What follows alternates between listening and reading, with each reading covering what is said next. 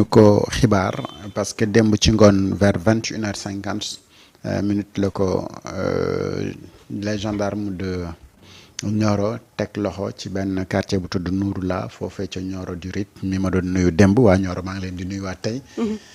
moom Zal nag bi ko gars yi di interpellé foofu fekk ne mu ngi ci waajtaay daw génn réew mi bëgg ko jaaree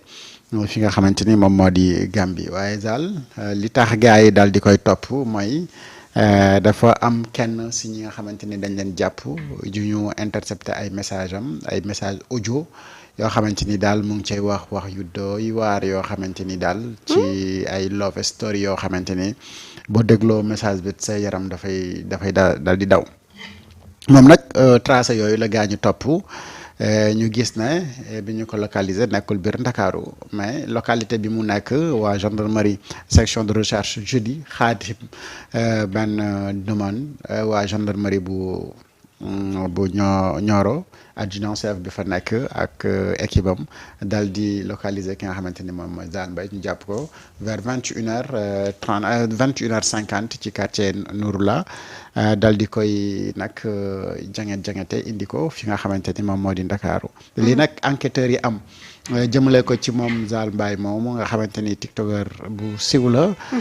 daf ko impliqué fortement parce que ay audio la ñu dégg yoo xamante ni moom moo ca nekk di waxtaan ak kenn ku nga xamante ni moroomu góoram la te bokk si ñi nga xamante ni dañ ko intercepté te bokk si ñi nga xamante ni dañu am VIH sida c'est-à-dire góor jigéen yi ñuy jàpp kenn si ñoom ku am sida moom la doon waxtaanal audio mu wax ci audio boobu di def love story bu doy waar mais moom Zal du yos mais ubbi la léegi nag suñu waxee ubbi mooy ku jigéen ki yos bi moom mooy ku góor ki donc moom rôle ubbi la doon joué te moom moo def benn message bu nga xamante ni daal audio ba moom mare détaillé ëpp naa sax nettali ci weeru koor ci li nga xamante ni moom moo ci nekk mais jàpp leen na rek love story la doon def ak waaja di ko wax moom nag Baye Zal mi ñu koy présenté comme. est-ce que Zal war nañ ko wax Baye Zal sax. est-ce que war nañ ko wax Baye Zal. waaw moom nag moo yey dindi Saliou bi def ci Zal. moo tax ma ne est-ce que Baye Zal bi sax war nañ ko koy wax waaw léegi waaw kon ubbi bi. kon damaa xam ni ku nga xamante ne teg nañ la loxo ci yi ni mel ñu ne la tuddee la Baye Zal. tur bi diis na de. Saliou Seydina Aliou ay Saliou. Baye Zal. Saliou Mbaye. c'est que nag ñoom ñëpp ay tur yu baax la ñu yor loolu rek moo ci métti alors moom xaw ma sax noo koy tuddee Zal Mbaye wala. Saliou Mbaye Zal Mbaye rek. waaw kon Saliou bi rek pour normal. kon Zal Mbaye mi la. moom ñu ngi koy présenté comme célibataire bu amul doom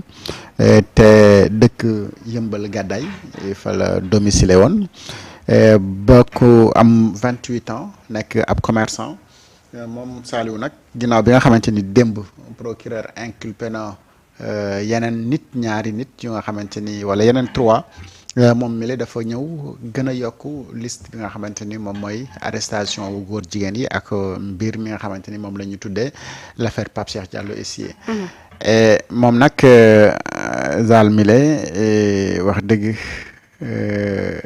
ba gars yi intercepté ay audiom njort nañu ne am na ñeneen ñoo xamante ni ñu siiw lañu ci réew mi te boo moytuwul fan yi di ñëw gars yi dinañu leen dem tegi yoxo ndax ñoom it jàpp ne dañu impliqué wu ci mbir mi. soxna Fatima. ñu ngi lay xamal ne brigade de recherche bu Kër Massar moom bi mu jàppee moom Saliou Mbaye Mile. daf ko indi ci guddi gi daar fi nga xamante ni moom moo di Ndakaaru ngir auditionné ko cuisiner ko bu baax pour mën a xam ana moom ban rôle la doon joué ci réseau bi est-ce que waajooju mu yónnee audio boobu rek ba ñu gis moom rek la am wala am na ñeneen ñoo xamante ni ay partenaires am la ñu woon parce que moom comme da doon tëdd est-ce que amul ñeneen ñoo xamante ni dañ ko doon tëddee loolu bokk na ci piste yi nga xamante ni ñu ngi koy enquête. tey ci audio yi mën nañ jàpp ni audio love story yi nga xamante ne moom la doon waxtaanal ak beneen naataangoom wala beneen moroomu góor jigéenam li ni mel moo ko incriminé. bien sûr c'est-à-dire audio yi nga xamante ni moom la enquêteurs yi topp piste d'enquête bi mooy parmi góor jigéen yi nga xamante ni jàpp nañ leen te ñu testé leen ñu am VIH sida. kenn si ñoom moom la doon envoyé audio di waxtaan ak moom di ko defal ay love story waxtaan woo xamante ni jigéen ju joŋee sax du ko wax jëkkëram. déet waay. maanaam daal waxtaan woo xamee audio boo xamante ni daal soo ko dégloo rek sa yaram day am lu muy laaj. yooyu moo tax enquêteurs yi doon ko wër moom nag bi mu li jaaxal ñëpp mooy le fait que moom Zale Mbaye mile jógee gàddaay ga mu dëkk di jéem a daw pour jaari ji Gàmbi ndax génn réew mi moo tax mu dem ba Nioro te ku xam Nioro xam ne Nioro sorewul moom nag du démb lay door a dem Nioro ndax si xibaar ñu ngi ñuy xamal ne dem na Nioro depuis lundi bële. doon waajal nu nga xamante ni noonu lay brox ni ko pour jaari ji génn réew mi parce que Nioro nag moom lu tuuti rek nga dugg Gàmbi te Gàmbi moom boo duggee mooy génn nga réew mi naroon naa rek ci xam nga temps yi la yëpp ñu ngi doon wax ne am na ñoo xamante ni commencé nañu daw di génn réew mi te bokk nañ ci réseau boobu nga xamante ni moom la ñu tuddee réseau góor jigéen l'affaire Pape Cheikh Diallo et Sié mu nekk nag mbir moo xamante ni dinañu continuer di ko suivre on était à 20 mais actuellement nii il y a 21 personnes yoo xamante ni mooy 21e personne bi ñu interpellé si affaire boobu noonu. mais gannaaw teg yoxo bi nga xamante ne daal dinañ koy teg yoxo kii di Zale Mbaye ni kii ci biir semaine bi rek ñu ngi ko doon waxtaanee ak projet de loi bu yees bi nga xamante ne peut-être taxaw na temm ngir gën a dooleel li nga xamante ne mooy daan yi nga xamante ne ñoom la ñuy teg ci li ni mel mais dafa sécuriser woon population bi ngir ñu bañ a def amalgame ci yenn ci askan yu nga xamante ne peut-être ñoom dañuy efféminé te yàlla na ma yàlla baal Zale mi da cee bokk. mais arrestation bi defe naa bettul kenn parce que Zale ku ko gis ci ay definam rek dalay wóor ni kii moom mooy loolu ci ñoom la bokk. waaw am na ñoo xamante ni nag seen i jëfin seen doxin seen waxin seen fréquentation ak mbir yi man nag maa ngi commencé am problème ci tuñ mu xonq mi parce que nee naa neen tuñ mu xonq mi rek mauvais signe la. cela ne veut pas dire que boo amee tuñ mu xonq rek nag moom nga mën yàlla mën na la bind naturellement nga am tuñ mu xonq waaye bu fekkee ne yaa ko roccil sa bopp di def jëfin wala nekk si style yi nga xamante ni yooyu mooy style góor jigéen it na boo ci dara mooy que ni yaa ngi def benn mbir mais yaa ngi koy assumer yàlla mën na la bind nga efféminé mais de nature doo mës a def yëfu góor jigéen sa yaram nag mën na nooy mën nga kii mën na nga nangam sangam loolu ci mbindin bi la mais intérieurement dafa am neneen noo xamante ni noonu ngay mel te loolu moom mooy déterminer mooy nit bi nga doon mais bu fekkee ni sa yaram nooyul woon mais yow yaa ko nooyal parce que loolu également dañ koy gis si ñoom seen yaram nooyul woon ñoom ñoo koy nooyal ay jigéen la ñuy fréquenter yëfu jigéen la ñuy def voilà et fii enquête bi dalay wan ne effectivement moom moo doon jouer rôle femme c'est-à-dire moom il est présenté comme ubbi et bu fekkee ni da nga présenté comme ubbi et dans la vie naturellement nit ñi bi ñu lay gis mais femme lañ lay qualifier cela veut dire que ni idée bi nit ñi amoon ci yow dafa mel ni yaa ngi koy confirmer et à travers audio bi nga xamante ni moom la enquêteurs yi gis mais effectivement boobu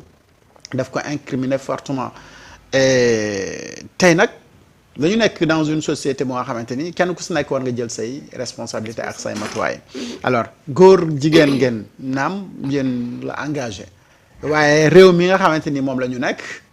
à 100% des croyants et ñi nga xamante ni ñoom ñoo fi nekk te li ñu gëm yépp dafay dàq mbirum góor jigéen te yéen ngeen nekk ci mbir yooyu te amul lan lu nga xamante ni da ngeen ko ci nëbb rax ci dolli ngeen am seen feebar boo xamante ni day lor doomu aadama ngeen di ko transmettre volontairement ci askan wi non seulement yemoo leen ci yéen i neen mais entre vous yéen a ngi koy joxante mais entre vous également dafa am ñu nga xamante ni ay bisexe la ñu alors moom Zale ndax amoon na gel wala amul gel est-ce que yooyu yëpp c'est des questions yu nga xamante ni tey fileek altine dinañu mën a xam lan mooy tukkee ci audition bi nga xamante ni moom lay amal ak enquêteurs yi et là ça nous permettrait de savoir est-ce que moom am na ñeneen ñoo xamante ni tudd na leen wala tudd leen maintenant li nga xamante ni nag moom moo xaw a yees si mbir yi mooy y a une femme qui a été interceptée et interpellée ci même mbir mi et placer ko sous mandat de dépôt. mais pour d'autres motifs alors motifs yooyu c'est quoi est-ce que du apologie est-ce que du promotion est-ce que du aider est-ce que et cetera tout ça c'est des questions yu nga xamante ni aujourd'hui mën nañ ko poser et tey bu fekkee ne y a une femme qui a été interpellée ci mbir mi ba ñu placer ko sous mandat de dépôt et tey mën na am beneen piste wala beneen réseau boo xamante ni mën nañu ko découvrir mooy ce qu'on appelait les guines alors léegi les guines bu fekkee ni tey dañu dugg ci réseau boobu pour démanteler réseau boobu moo soxna Fatima foofu nag ngay door a commencer xam ni dëgg-dëgg ndekk dëkk bii ñu nekk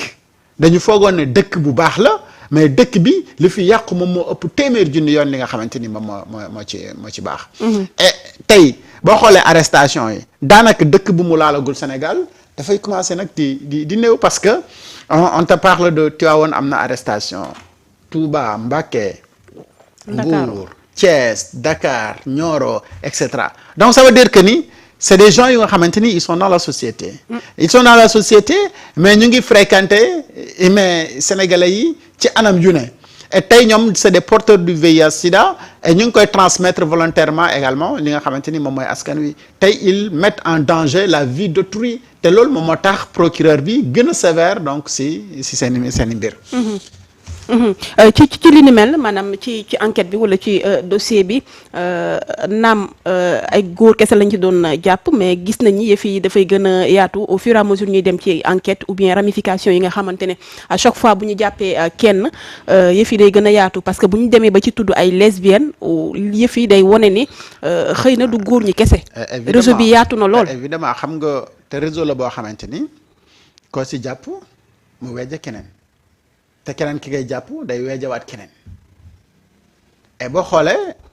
tey da ngay gis ne puisque vaste réseau la boo xamante ni ay defkatu ñaawteef lañu te ñoom dañuy wàllante feebaru sida mais ala kulli haal la ñu war a dem ba mu jeex mais li nga xamante ni moom mooy surprendre ñu bëri mais parfois yenn turu ñenn ñi nga xamante ni dañ leen dégg ci mbir yi et kenn ku si nekk boo duggee ci benn secteur bi nga xamante ni fa la nekk da ngay gis ne. fa mbir yi war a teere donc ci am tuuti une idée que ni attention comme tey dugg nañ ci tiktokeur bu mag bi ceux qui sont ci tiktok bi mais mara détaillé et fan yële dafa am ku génnoon di tudd mbirum góor jigéen ba accusé mooy Karim Xurum Xaq nañu nekk ci tiktok bi yépp ay góor jigéen lañu moom Karim Xurum Xaq moo ko doon wax léegi tey jàpp nañu benn tiktokeur. léegi tiktokeur boobu noonu est-ce que du blancher yeneen tiktokeur yoo xamante ni ñoom itamit ci réseau bi la ñu nekk loolu yëpp ay laaj la. léegi nag ñu dugg ci domaine boo xamante ni y a quelques jours am na ko nga xamante ni waxoon na ne ña fa nekk di ko fréquenter ñu si ëpp si naka su dul noonu soosu la ñu nekk te tey ñu jàpp ci kenn si ñoom te moo wax na ne tiktok boobu na bokk na ci li gën a promouvoir mbirum góor jigéen ci réew mi ana lan mooy xew TikTok man nag ba ma fay dugg ba tax démb bi ñu jàppee Zal Mbaye mi la ma doon laaj moom mooy kan lu muy liggéey fu mu bokk il a fallu ma dem pour xam am une idée de la personne ok ba ma ko séenee nag photom tuñ ma xonq ma ne ko waa problème bi de mauvais signe baa ngi nii wax dëgg fa neex yàlla tuñ bu xonq ak yeneen fréquentation bi nga xamante ne comportement yeeg yëpp je te jure mosuma ko xam certes parfois projet de loi bi ou bien mu ngi xaw a encadré mais Zal yàlla na ma yàlla baal boo ko xoolee sax da nga koy boole ci ñooñu mosuma ko xam après laa koy door a gis après ma dem ñu ne ma Pape Cheikh Diallo mos na ko invité benn émission bu muy jooy ma ne bon malgré tout je vais regarder deux présumés góor jigéen yàlla na ko yàlla baal mais comme dama bëgg a xam ñoom lan la ñu waxtaanee woon lan moo nekkoon le contenu ma jéem a dem déglu malgré moi ma dégg ko muy expliquer ne bi mu amee problème am na góor jigéen bu mag bu nekk États-Unis bu ko defaloon ay proposition pour mu génn réew mi dem foofu bu yeggee mu ne ko dañ ko xatal ci biir réew mi dañ ko nangam sangam et cetera pour mu wutal ko ay kayitu góor jigéen kon donc ma ne Zal mi mais gars yi amoon nañu une idée que ne mais ci lii la nekk. parce que bu fekkee ni yow nekkoo ci mbir mi nga am ay problème naka la benn góor jigéen mën a contacter pour wax la ne la ñëwal fii boo ñëwee ma wutal la ay kayit ne la dañ laa xatal ci réew ma nga nekk lan nga fi def bañ lay xatal parce que bu fekkee ne ab góor yàlla nga rek mu nekk di daan sa doole ci dëkk bi mais kenn waru laa mën a sonal ci mbirum góor jigéen ba nga dem donc am na ñu nga xamante ni certainement xamoon nañ ne kii ci yii la ne mais ñooñu pourquoi dénoncé wuñu ko. jar naa laaj. moo tax da ngay gis ne dans ce pays là parfois soxna Fatima da ngay gis ne yu bëri ndeysaan dañ koy bay bayal après man su ma demul woon seetaan yi émission boobu mais du ma comprendre mais qu'est-ce qui se passe réellement ndeke waa ji yii nii du tey lañ ko koy door a waxal enquête nag ci ab réseau góor jigéen moo dem ba moom mu laale ci mais auparavant dafa bokk ne fekk na nit ñaa ngi ko doon tuddee comme ñeneen ñoo xamante ni également ñu ngi tey ci réseau bi mais sénégalais yi dañ leen ko doon jiiñ bien avant mais enquêteur wala enquête ñëw di teg loxo wax na ñii dañu yor seen réseau góor jigéen mais rax ci dolli am feebaru sida di ko wàllante mbaa kon ñëpp ñi nga xamante ni sénégalais yi waxoon nañ leen wala jiiñ leen na leen ay góor jigéen leen duñ mujjee daanu ci réseau bi ça c'est des questions xam nga nag